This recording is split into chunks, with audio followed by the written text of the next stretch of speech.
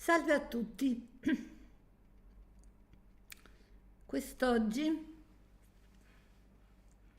io vorrei parlare dell'essere buoni o cattivi.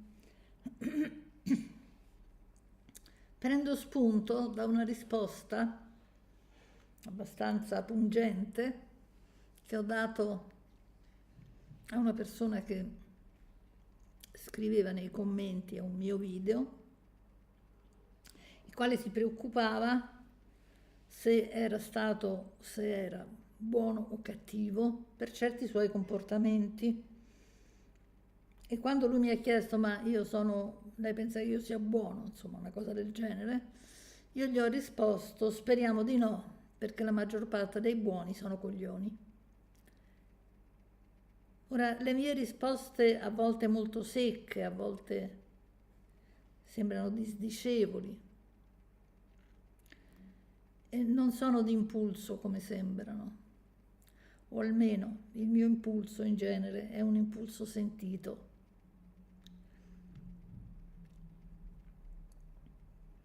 È un impulso ispiratore.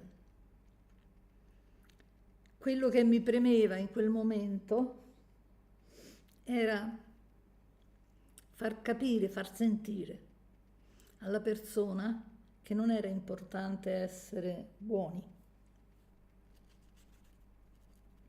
perché spesso la mania, la volontà, il desiderio di essere buoni nascondeva un appiattimento, diciamo.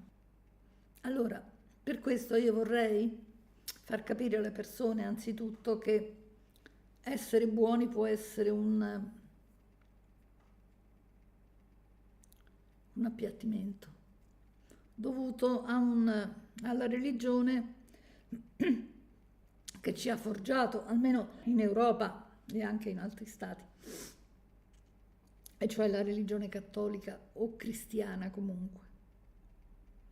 Perché noi dobbiamo essere buoni, sacrificali, dobbiamo conquistarci il paradiso perché, e questo non è solo cattolico, alla nostra morte c'è chi ci pesa l'anima, alludo ai miti egizi, c'è anche lì, e vede come ci siamo comportati, ci giudica e ci manda la punizione, il premio, eccetera. Questa è la religione del genitore. Il genitore ti giudica, ti dà il premio o la punizione. E allora l'universo è visto come una terra bruciata, cioè un mondo che non ha vita, che non ha intelligenza, mentre sopra c'è un individuo più o meno umano che lo sovrasta. Infatti si dice che noi siamo fatti a immagine e somiglianza di Dio. Io direi che Dio è fatto a immagine e somiglianza degli uomini, perché l'uomo soffre di antropocentrismo, pensa di essere il prediletto di Dio. C'hanno tutti la mania di essere prediletti, di essere i figli prediletti della famiglia. Mio padre e mia madre preferivano mio fratello a me.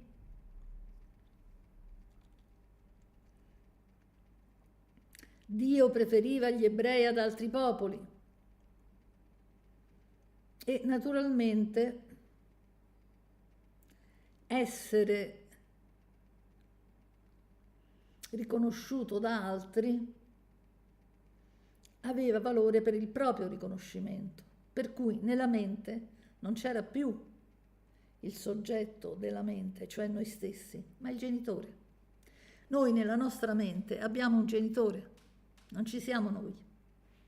E quella mente quindi è a disposizione delle regole del genitore, non delle nostre.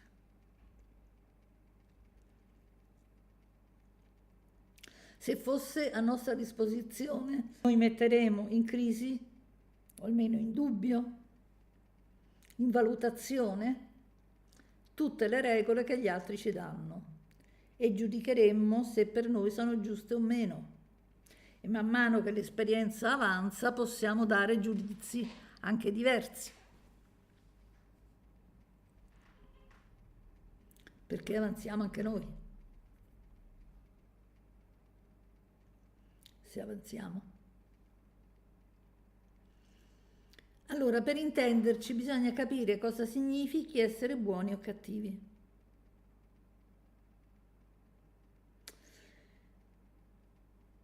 Una definizione potrebbe essere amare o non amare gli altri. Il fatto è che amare o non amare gli altri è un po', come posso dire, è un po' generico. Bisogna vedere se poi questi altri, quando si presentano come persona, come animale, come essere, eccetera, eccetera, noi lo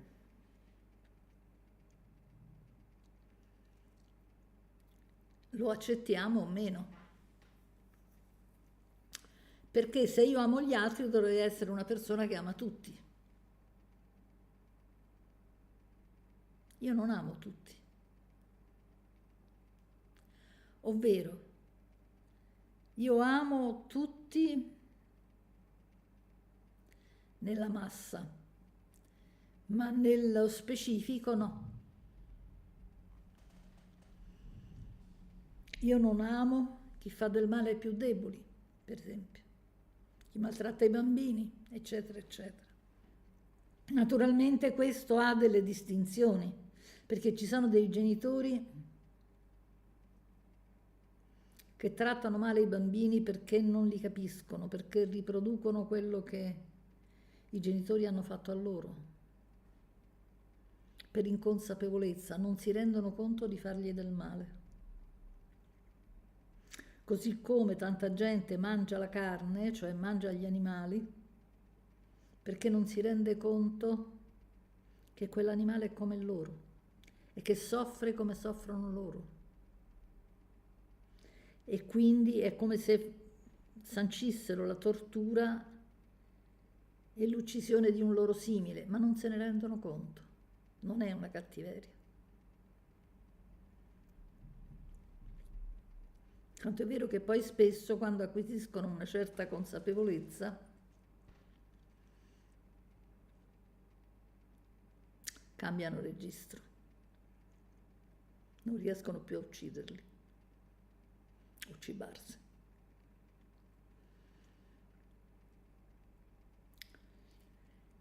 Essere buoni, visto dall'esterno, spesso è una persona che dice di sì a tutti, lo yes man.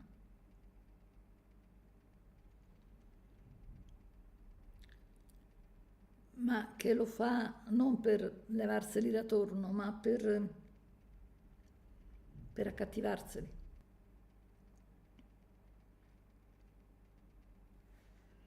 Che poi è un'espressione anche, perché captivus in realtà è prigioniero. La persona cattiva è quella che fa del male sapendo di fare del male. Ora, naturalmente si può dire se si può disquisire se una persona è o non è in grado di capire di star facendo del male.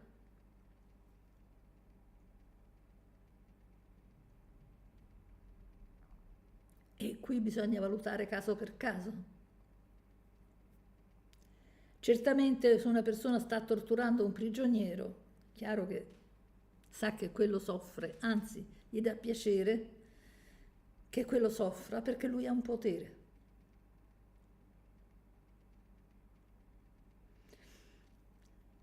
Per esempio è diverso il femminicidio. Il femminicidio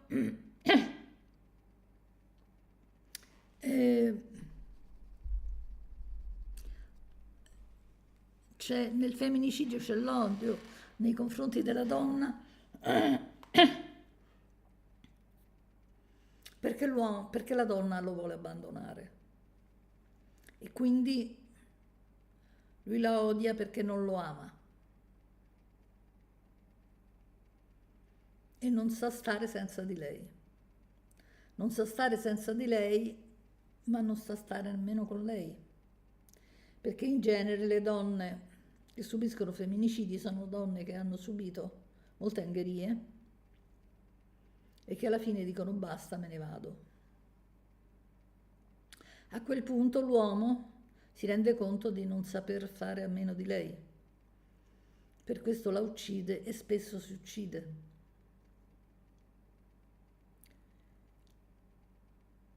Ma non lo fa per il gusto di fare del male. Lo fa perché non sopporta l'idea di essere abbandonato. E quindi ricorre a un gesto estremo. La cattiveria è il piacere di avere il potere di poter far soffrire l'altro. La cattiveria è quello che si identifica col genitore cattivo, che l'ha fatto soffrire e che ha avuto piacere di farlo soffrire. Però lui rifiuta il suo aspetto di vittima, lui non vuole essere vittima, preferisce essere carnefice, per cui si identifica nel genitore e lui diventa quello che fa soffrire gli altri, non quello che soffre. Vuole annullare la sua infanzia. Naturalmente sta male lo stesso, però si consola mentalmente guardando il potere che ha sugli altri, il potere di farli soffrire. Questa è la vera cattiveria. Poi c'è la cattiveria di quello che odia gli altri perché ci rivede i propri genitori. Cioè io non sono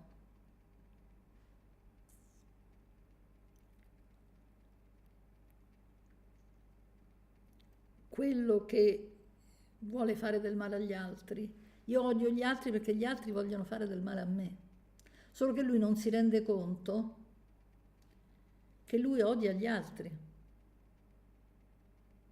cioè lui li vede come sono i suoi genitori sono cattivi con lui, gli altri sono cattivi con lui e quindi qualsiasi cosa gli dicono diventa una ferita e lui odia chi gli dà la ferita, ma non capisce gli altri.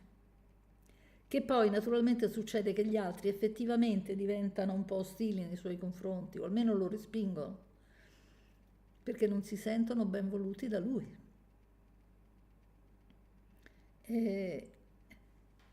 Io ho avuto 2 genitori devastanti per cui odiavo il genere umano, vero? E ricordo che quando andai in analisi dissi al terapeuta: le cose sono 2, o io sono sbagliata, per cui vedo tutti gli altri sbagliati, o tutti gli altri sono sbagliati e io non sono sbagliata. Speriamo che sia vera la prima, cioè che sono sbagliata io, perché io posso cambiare, gli altri non li posso cambiare.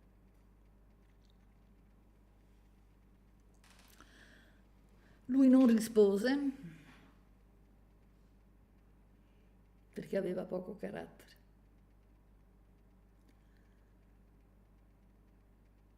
E io capii poi, attraverso l'interpretazione dei sogni, che io odiavo in realtà i miei genitori, anche se sapevo che mi stavano un po' sul cavolo,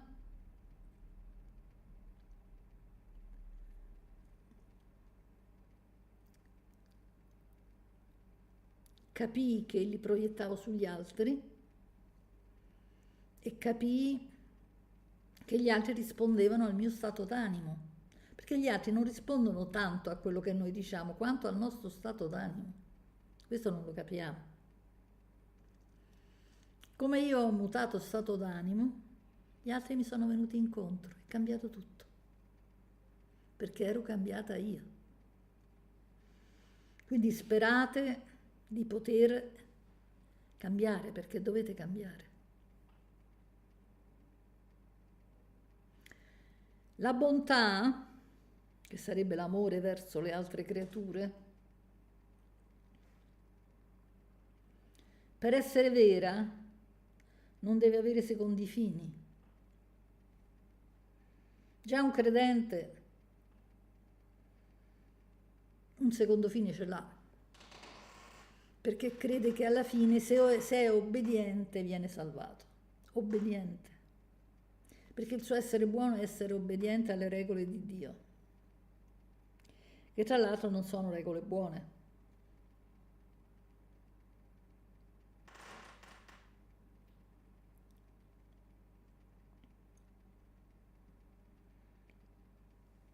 Per cui ne consegue che quelli che fanno i buoni in genere sono persone inibite, che dicono sempre di sì, che cercano di non reagire, che non attaccano nessuno, che non si difendono, per cui tutto va bene, prive di spirito critico, prive di nervo, prive di interesse e di interessi. Le persone cosiddette ironiche sono molto più piacevoli, perché hanno un lato dissacrante. Perché è importante avere un lato dissacrante che i buoni non hanno? Perché ciò che è sacro in genere è mellifluo, cioè sa di miele. Ciò che è sacro è un ideale, non è una cosa che sta per terra.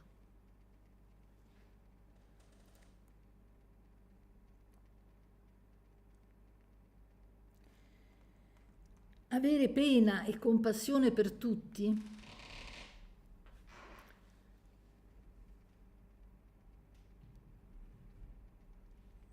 non è un sentimento così veritiero, perché vuol dire io sono staccato, sto su un piano superiore, voi state su un piano inferiore e mi fate pena. Noi dobbiamo stare terra a terra insieme agli altri. Noi non dobbiamo giudicare, è vero. Attenzione però al termine giudicare, perché giudicare può significare pregiudicare, cioè avere pregiudizio, no? Un giudizio già formato dentro di noi, oppure valutare. Io valuto se una persona è brava o meno a fare un lavoro, la giudico, non è un pregiudizio, vedo come agisce e ne traggo le conseguenze. È un pregiudizio se dico gli immigrati sono un male per la società, ma che ne so io? Ma chi li conosce?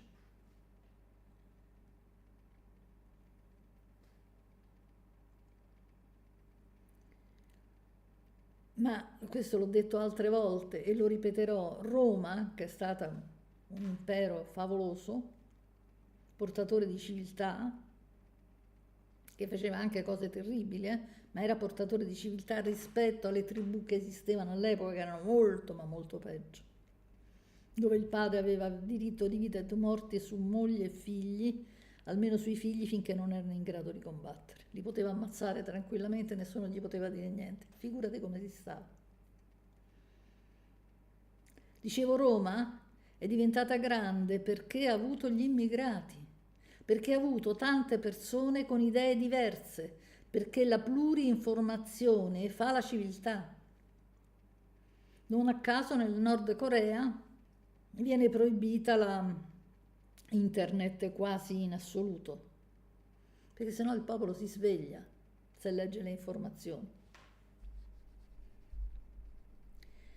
Voi questo lo vedete dal giornalismo, per esempio il giornalismo che c'è in Italia, non esiste più il giornalismo in Italia. Voi ascoltate la televisione e vi dice che, ascoltate le news e vi dicono che c'è stato un caso di cronaca nera, no? Cioè mezzo mondo sta nella guerra, loro ci danno i casi di cronaca nera. Sarà molto più importante quello che succede nel mondo, no? Visto che ci sono guerre in atto e che potrebbero estendersi anche a noi. E si parla quasi sempre di cronaca nera. Due parole, Poi importante è che parli il Papa, che non dice niente, vogliamoci bene, vogliamo la pace, e Mattarella che dice le stesse cose, bisogna essere equi, bisogna essere eccetera, eccetera, che non serve a niente, e non se li fila nessuno. O almeno se li filano in quanto li ritengono importanti, ma non gli arriva niente di quello che dicono, anche perché non dicono niente.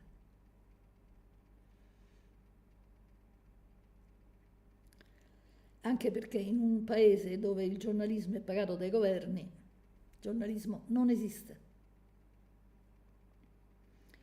E il guaio è che noi accettiamo tutto questo quando il popolo romano era sovrano, almeno lo era molto più di noi. Infatti gli imperatori non si mettevano mai contro il popolo romano, semmai andavano contro il Senato, ma mai contro il popolo, perché il popolo insorgeva subito.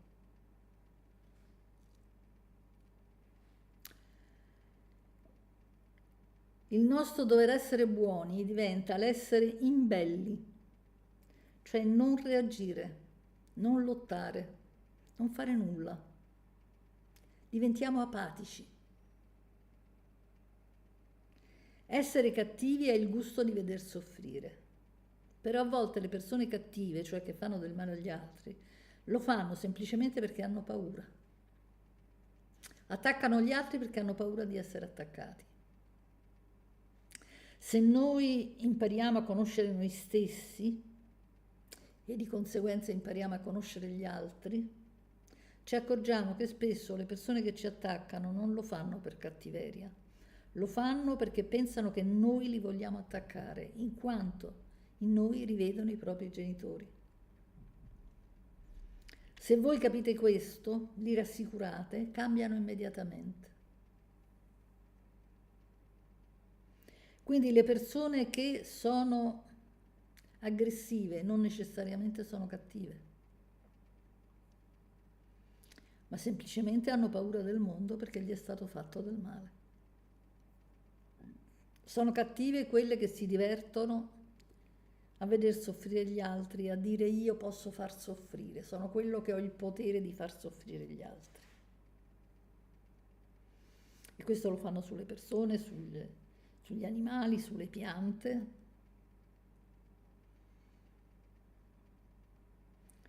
Tempo fa ho visto un prato che era pieno di alberi.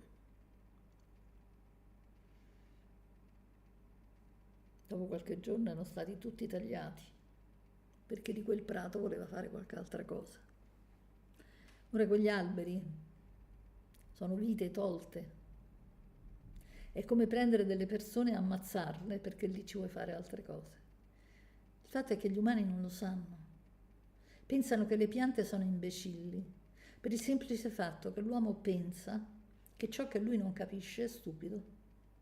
Cioè se io non capisco l'altro vuol dire che l'altro è stupido, no che sono stupido io che non lo capisco, è l'altro che è stupido, per questo io non lo capisco. Guardate che questa è una regola importante. L'uomo ritiene il cane più intelligente di tanti altri animali perché lui capisce di più il cane che non gli altri animali. Non è vero che il cane sia più intelligente di altri animali. Una gallina è intelligente quanto un cane, solo che l'uomo lo capisce meno. È come i folli, no? Sono folli quelli che noi non riusciamo a capire, gli psicotici. Ma siamo noi che non riusciamo a capirli. Perché non capiamo la nostra parte folle. Se capiamo quella, capiamo anche i folli.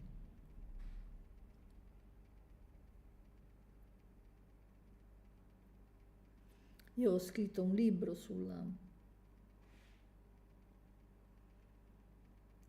una paziente psicotica. La maggior parte degli psicotici possono essere recuperati se si conosce la propria parte psicotica.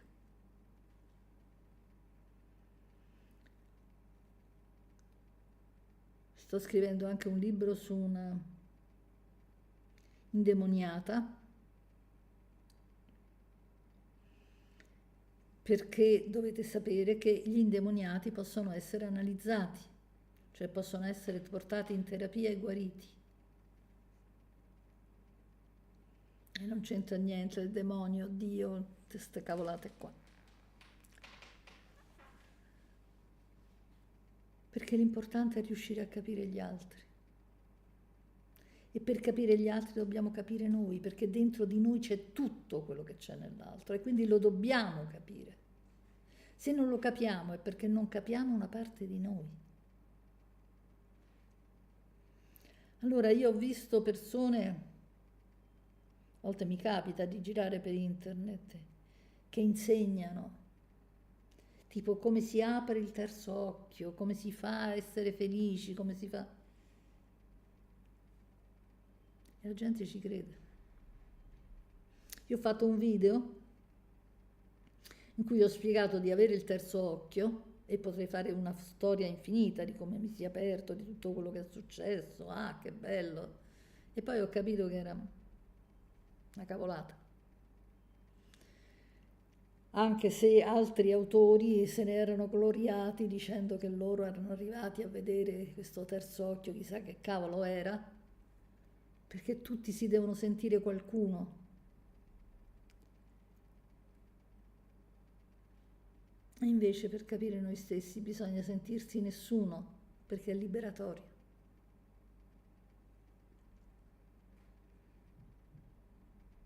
Io mi sono svegliato una mattina e ho detto, io sono importante quanto una pianta del bosco, e finalmente mi sono sentita bene.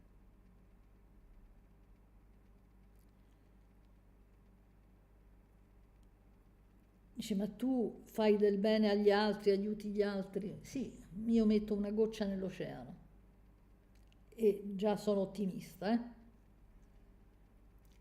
Penso che non sia niente, ma lo penso realmente, non lo dico, però questo è quello che posso fare e questo faccio, non posso fare altro, non so fare altro. Seguo la mia natura, faccio quello che mi va di fare e non è importante quello che mi rispondono gli altri e sono sicuro che nessuno mi dirà, nell'aldilà mi dirà grazie, cose eccetera, insomma queste cose non credo assolutamente. Però io faccio quello che mi piace fare, questo è l'importante. Se non mi facesse piacere aiutare gli altri non lo farei più. È semplice, è elementare. Noi siamo buoni o cattivi? Innanzitutto dovremmo perdere la domanda. Certo, se ci divertiamo a fare del male agli altri, siamo cattivi. Ma generalmente i cattivi non si pongono la domanda e spesso sono i veri cattivi, i crudeli, cioè sono persone che seguono una religione in modo integrale, sono molto religiosi. Nel cattolicesimo ne ho incontrati parecchi, perché loro pensano che siccome obbediscono a Dio, tutto gli viene perdonato, anche gli abusi sessuali sui figli o i maltrattamenti su moglie, figli, eccetera, perché l'importante è che loro sono ossequiosi al genitore.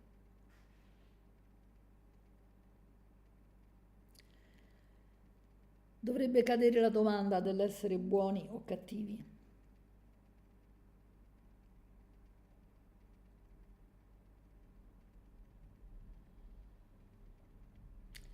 Dovremmo chiederci anzitutto se siamo noi stessi e se odiamo perché odiamo. Non inibirci di odiare, ma capire perché. Noi non dobbiamo diventare buoni, dobbiamo diventare consapevoli. La consapevolezza salva noi e gli altri.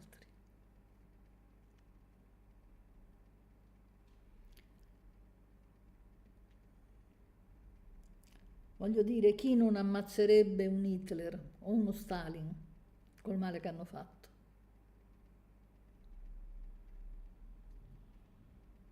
Quello buono? Però non ha pena di quelli che hanno subito quelli che stavano sotto di lui. Come la mettiamo questa cosa? Ci fanno pena? Ci fanno tenerezza? Li amiamo gli uomini o no? Se amiamo gli uomini, ammazziamo Stalin, potendolo fare, oppure ammazziamo Hitler. Se non lo ammazziamo vuol dire che degli altri non ce ne frega niente. Come la sistemiamo questa?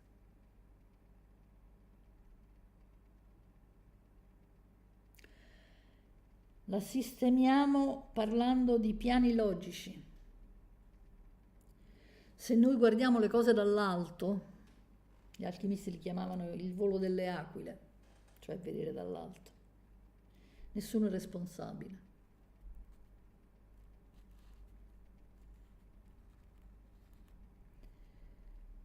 Perché Hitler e Stalin erano l'insieme di ciò che avevano di innato e di ciò che gli è stato dato dai loro genitori. Si sono formati così, per cui non sono responsabili. Ma in un piano logico più basso, e cioè io voglio salvare le persone, io li faccio fuori tutti e due. E allora la conclusione è che io li faccio fuori senza giudicarli.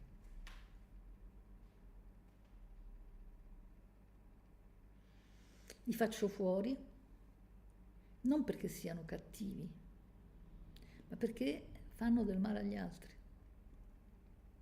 Non giudico loro, non giudico loro, giudico il loro operato. Ecco, noi dovremmo giudicare le persone dal loro operato, senza pretendere di capire come sono le persone, buone o cattive. Ripeto, ci sono persone che godono nel veder soffrire gli altri, quella è cattiveria pura, è la N puro. La N puro, dico N per dire astrale negativo o astrale nero, è un derivato umano, non ci sono né diavoli né dei, né... è l'astrale umano che è, cioè l'animo umano che ha forma delle entità, un astrale positivo e uno negativo, uno distruttivo e uno costruttivo. L'astrale nero deriva da anime disperate che, non potendo vedere la luce, cioè disperando di poter stare bene, vogliono far star male pure gli altri, seguendo il detto mal comune mezzo gaudio. E a volte la gente mi domanda: ma quello che ho sentito io è astrale nero o no? E se lo è, ve ne accorgete senza bisogno che ve lo dico io, perché quando lo contattate è di una malvagità, di una crudeltà, si sente e ti succhia le energie e ti lascia senza vita.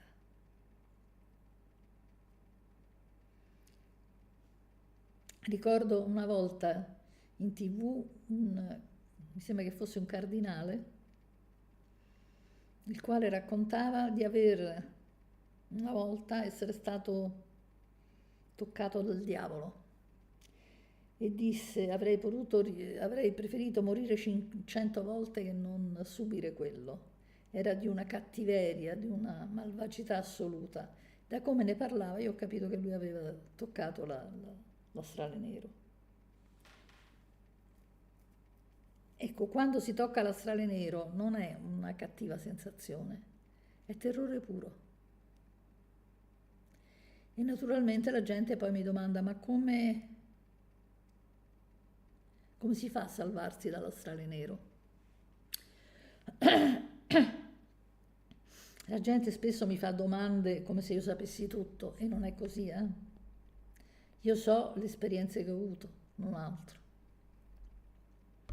E io rispondo: se siamo adulti, l'unica cosa è non spaventarci, perché è quello che vuole lui. Se ci facciamo vedere spaventati, lui insiste, perché lui si nutre di quella sofferenza. Se invece lo mandiamo a quel paese, lui capisce che non siamo spaventati, che siamo ostili ma non spaventati, e allora la smette, perché non ha tempo da perdere. Quando siamo bambini a volte ci attaccano, è vero. Bambini che hanno conosciuto il terrore, altro che è normale nei bambini che abbiano i sogni notturni, gli incubi. Queste sono le fesserie che raccontano certi psicologi. Allora, per concludere, noi non dobbiamo essere né buoni né cattivi. Noi non dobbiamo voler essere né buoni né cattivi, perché ci falsiamo, è un'idea della mente. Tanto chi è cattivo, veramente, chi è crudele, non si fa la domanda, lui sta a posto con la sua anima. Perché chi si fa la domanda è sempre in via di evoluzione.